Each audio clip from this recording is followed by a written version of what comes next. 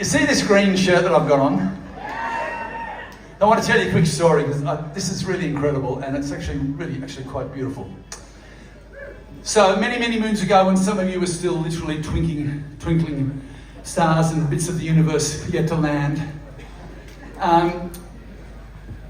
5 guys from a band in Sydney showed up for their first ever show in the United States. And it was at a gruddy little club called, what was it called, Martin? Wolfgang's, thank you. It was called Wolfgang's, and it was scungy. American scunge too, so lots of sugar, as well as beer. Anyway, we had no dough, and we'd gone over, and we'd been playing, a lot around. We'd been playing the clubs, the pubs, the Apple, the whole story. Some people know it quite well. Anyway, we got ourselves over there. We had no money, and I remember we were scunging around trying to find out what we were going to eat before the show, and we literally got changed in the toilet, and about 40 people came down, and it was sort of a half-punk club back in the day. A little edgy and wild, but good. We had a good show there. We kept on going back to San Francisco, and eventually, we ended up having a pretty good audience there. Anyway, point of the story. So that was it. And I've made a point about the fact we didn't have any money, right? So we didn't have any stage clothes or anything like that. But for some reason, I had a few things that were just a little colourful, And I got a letter. Well, we got a letter here about 6 months ago.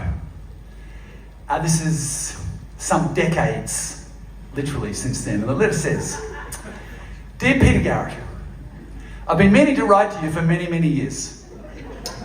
Along with my mates, and we were kids, we were just teenagers at the time, we heard about this Australian band called Midnight Oil, and you were playing at Wolfgang's in San Francisco. It was during the week, and we got off school and we came down to the show.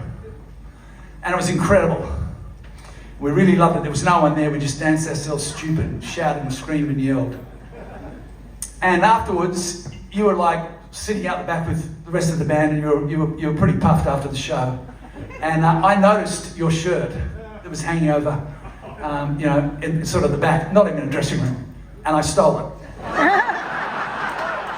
and ever since then, I followed Midnight Oil ever since that point in time, and whatever, but it always really worried me. So I found it in the attic, and I went and got it dry cleaned. And would you like me to send it to you? So I wrote back and I said, I am still short of shirts.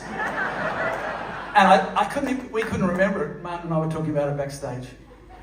So I thought I'd wear that tonight.